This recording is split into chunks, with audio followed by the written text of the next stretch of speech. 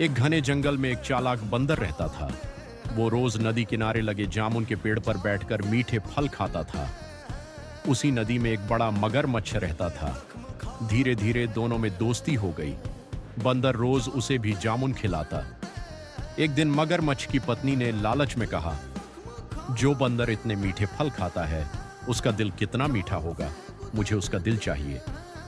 मगरमच्छ दुखी था, लेकिन पत्नी की बात मानकर उसने बंदर को अपने घर खाने पर बुलाया।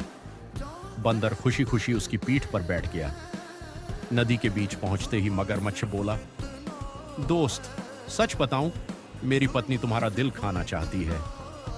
कुछ पल के लिए बंदर डर गया, लेकिन फिर मुस्कुराकर बोला, अरे दोस्त, दिल तो मैं पेड़ पर ही छोड़ आया, चलो वापस चलते हैं। मगरमच्छ तुरंत उसे वापस किनारे ले आया। जैसे ही किनारा आया, बंदर फुर्ती से पेड़ पर चढ़ गया और बोला, दोस्ती में लालच आ जाए तो सबसे मजबूत रिश्ता भी टूट जाता है।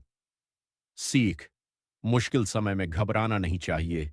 अक्ल और शांत दिमाग सबसे बड़ी ताकत होती है। एक घने जंगल में एक चालाक बंदर रहता था। वो रोज नदी किनारे लगे जामुन के पेड़ पर बैठकर मीठे फल खाता था। उसी नदी में एक बड़ा मगरमच्छ रहता था। धीरे धीरे दोनों में दोस्ती हो गई। बंदर रोज उसे भी जामुन खिलाता। एक दिन मगरमच्छ की पत्नी ने लालच में कहा, जो बंदर इतने मीठे फल खाता है उसका दिल कितना मीठा होगा, मुझे उसका दिल चाहिए। मगरमच्छ दुखी था, लेकिन पत्नी की बात मानकर उसने बंदर को अपने घर खाने पर बुलाया। बंदर खुशी खुशी उसकी पीठ पर बैठ गया।